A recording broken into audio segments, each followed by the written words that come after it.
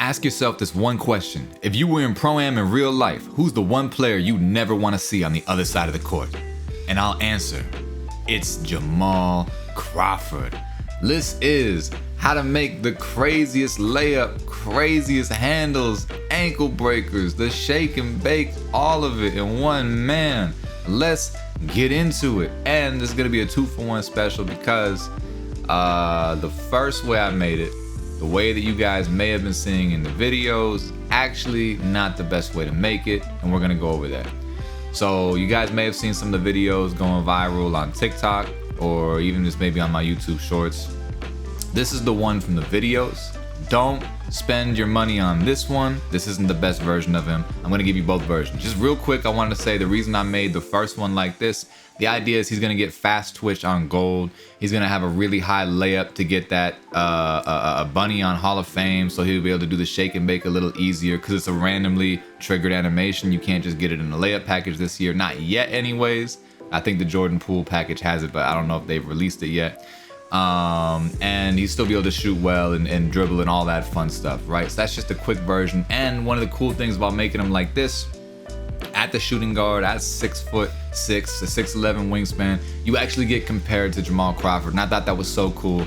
I had to do it. I had to make it offensive heavy 2-guard. But again, don't spend your money on this version of him.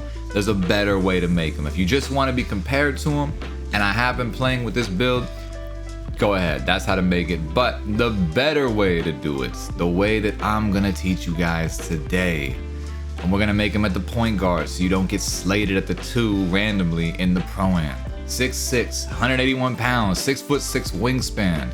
We're gonna go only 85 on the layup because it's still enough for Gold Acrobat Hall of Fame Giant Slayer. You're still gonna be killing people with the layups. 89 post control. Not just for offensive consistency, but also post-fade phenom on Hall of Fame. 98 mid-range shot, blinders, Hall of Fame, Deadeye, Hall of Fame, Green Machine, Hall of Fame, Space Grader, Hall of Fame. You could feel all of those, by the way.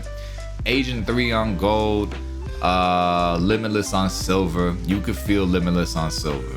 They've been kind of playing with that badge this year. From the launch, it was overpowered. Then they nerfed it into the ground. It felt underpowered. And wherever it is right now, kind of feels good. It feels like a good place for silver limitless range to me. 89 pass act, gold dimer, gold relay passer, and the Tyrese Halliburton pass style. 93 Hall of Fame ankle breaker, 85 speed with ball because there's some thresholds there as well. And just enough perimeter defense to get off-ball pest on bronze, just so you can hold people in the corner. And this build will be able to hold a couple people in the corner. All I really do on my teams, I have a lot of defenders. I bump and I release. I bump and I release. I'm just trying to make sure they don't get a 3 off, and that's enough to make sure I can just smother them to make sure they don't get a 3 off, bump and release. 82 speed is just enough for hyperdrive on gold. 87 excel is just enough for speed booster on gold. 63 strength is just enough for fearless on silver, which is the highest you can get it with an 85 layup. And physical handers on silver as well. Lowest vertical, highest stamina. You know the deal. You're gonna get compared to some pretty generic people, so the comparisons for me aren't the best. These people are in the game every year with the comparisons. Not that I have anything against any of these people, just that, you know, it's pretty regular comparisons. Offensive, heavy, points. Let's go over the animations. All right, so right now on my Jamal Crawford build, I am actually using the Tyrese Halliburton pass style only because I've been running more plays where I gotta pass across my body, and LaMelo Ball might be the worst pass style to pass across your body with. Great on the fast break, great for going downhill, bounce passes immaculate, terrible passing across your body. Tyrese Halliburton does a much better job of that, even though occasionally he throws a really lazy lob pass going from like the opposite wing to the opposite corner. Really weird, but I'll figure that out. I'll figure out some hacks for that. Pro dribble style, I personally think it's better than Magic Johnson, better than LeBron. I don't know why more people don't use this. It's just better in my opinion. If you're a shot creator, it's better. If you're a slasher, I get it. I get why you'd want the other ones, but if you're a shot creator, if you want to get to your shot, which I feel like if you're a point guard, you should be a shooter first. You know, most of the time, you should be at least able to shoot. Unless you're running 5 out, and I'm not knocking that system either, by the way. I'm just saying. Tracy McGrady size up, for me, it's better than De'Aaron Fox. De'Aaron Fox does have the one that looks like the double behind the back for Jamal Crawford, but it's kind of like a fake. It's not the real thing, so I don't like it as much. T-Mac for me, it just feels like it moves faster. You guys can debate, what you want to do, play around with it. I still use the regular breakdown combo of Paul George. I'm probably gonna change that here pretty soon because I've been re-looking these breakdown combos that I haven't used them much all year. I am going with the John Morant now. I originally wasn't, now I am. I've learned how to do the John Morant glitchy move. Is actually not that hard. In fact, it's actually really easy. And so just because it was so easy to learn, I was like, let me just put this in my bag. And it's not a bad breakdown, even if I don't do the glitchy move out of it. You still can get some cool ankle breaker animations. Kemba Walker, escape move. For the move when you put him on the back, I know it starts with a C, but I'm not gonna say it out loud. It also gets you space. Like you can kind of speed boost really fast out of it. John Morant combo moves feel like it go a little faster than the other ones I had on, so I'm just messing with that right now. James Harden crossover. If you are a shooter or a shot creator, not a slasher, a shooter or a shot creator, use this one. Don't use the John Wall one. James Harden crossover breaks ankles and gets stuns. You may feel like, well, the John Wall one does too. No. The James Harden one will leave a player grabbing the floor, picking themselves up off the floor. It will leave them not only stunned, but it'll let you set your feet into a wide open three. It's the best crossover for moving up the court and actually trying to cross someone over. I feel like people use crossovers and behind the backs this year not like the way basketball players use them in real life. Like they're not actually trying to cross over. They're kind of just trying to speed boost or something, or they're trying to glitch through like that, the Trae Young behind the back move where you kind of glitch through people. I feel like that's been the way people have thought about dribbling this year. But if you actually want to cross somebody over, legitimately, they're going for your left side and you cross over to the right and then they're stunned, literally that's James Harden. And it's really good. I recommend it highly. Try it out in the breaks. Jamal Murray behind the back for obvious reasons. Wide behind the back move. And you can do the double Jamal Crawford move with it if you know how to L2 cancel, which I do now. Very happy about that. Trae Young spin, no particular reason. Chris Paul hezzy because he does a little animation where he fake passes it. John Wall step back because I do the snatch back move out of it. I do go back and forth between the Luka though because I am doing more glitchy dribbles lately. Joel Embiid triple threat style because it helps you when you catch and shoot. It gives you less stumble animations, less weird catch animations. Just my personal preference. For the jump shot, I'm gonna have to make a video about this. As a matter of fact, I'm using 2 different jump shots and I'll explain more in another video why, but the main one, if you just want to pick one, the best one and go with it, probably this version of it.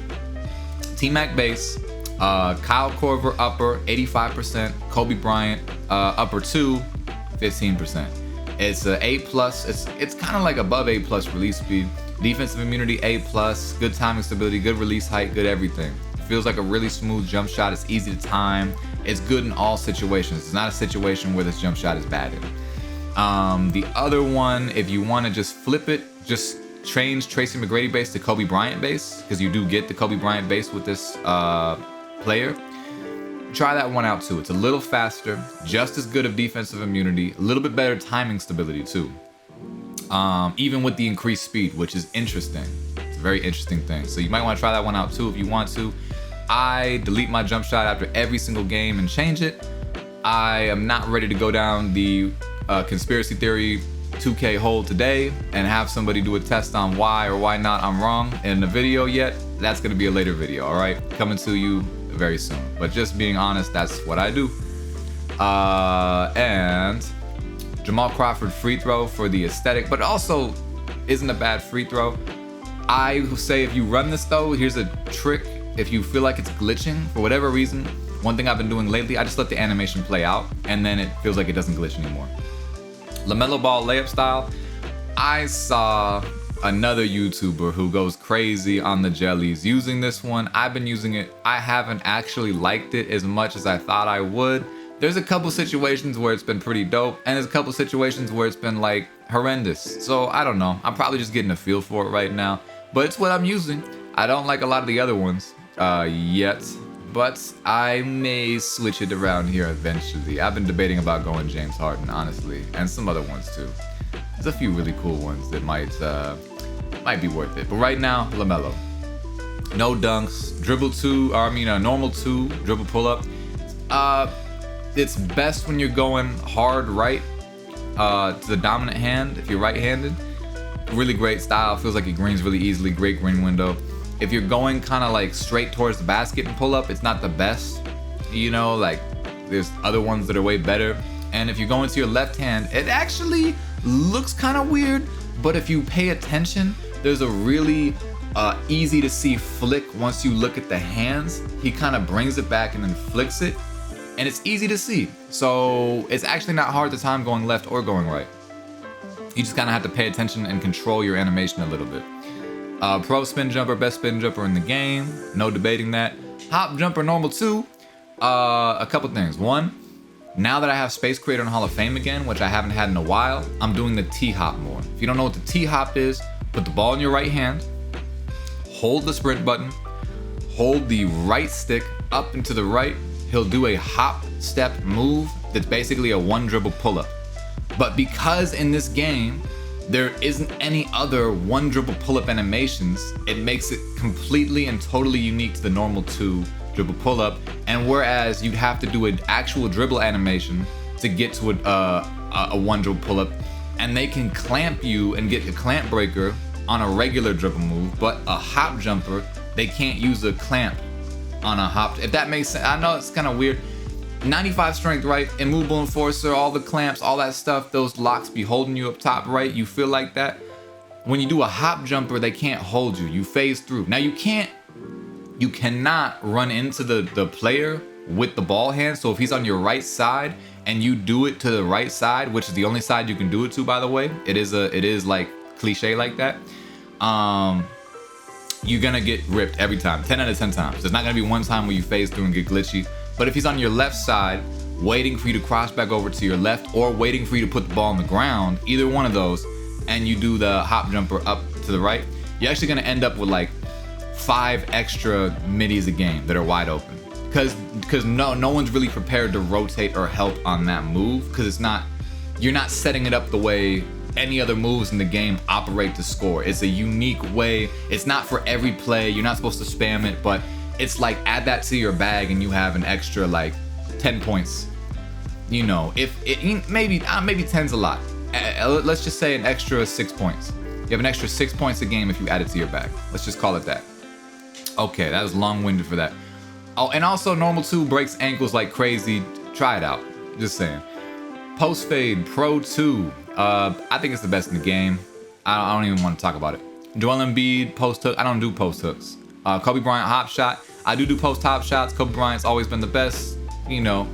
And right now, because I'm on my little, you know, whatever I'm on, but on that good one lately, I'm using Kobe Bryant just because. Look, I don't want to start any fights, man. I just want to say that for me, on these motion styles, man, I know there's a lot of tests out there that say what the fastest and the best and motion styles only help for speed and all that stuff, but I just feel like I shoot better with it. Maybe it's a placebo, I don't know. Other people say Drew Eubanks for this height or elite. Maybe use one of those, but I'm just saying I feel like I shoot better and I feel like I play better defense with it. I feel like on a 58 perimeter defense, I'm actually like holding people up and like really getting strong animations. I feel like he puts his arms out more. That's my opinion, that's my feeling. There's some people out there that would tell me, no, you're dead wrong about that. So hey, look, you believe what you want to believe. I'm not trying to sell anything to you guys. You know what I mean? That's just how I make the build and how I play with them. All right? Cool. Anyways, last thing for y'all, just so y'all know it's real, because on this channel we like to do something really cool with our builds. We like to go over some of the secret stats. Draw foul is gonna go up. I haven't increased the close shot yet at all. Draw foul is probably gonna end up being like in the 70s if I had to guess. And the offensive consistency already is a 95, so he's already in that range of what I consider to be like you can hit every shot basically. Again, I did tests on it, other people did tests on it. Just saying, if you're interested in that type of stuff, that's what it is right now. It'll probably end at a 96. Maybe if I'm lucky a 97, but it probably will end at a 96. Because, and just to show you guys where my attributes are at right now, 37 is gonna go up to 68. That's 31 more attributes. That feels like it's gonna end at a 97 to me, based on that amount of attribute upgrades. All right, with that being said, that's the build. If y'all want to see other builds similar to this, tutorials, check out these other videos on my channel. And with that being said, y'all have a wonderful rest of your day. I'm out of here. Team Mac off the Raptors. Kill him. Hey! You got me! You got me!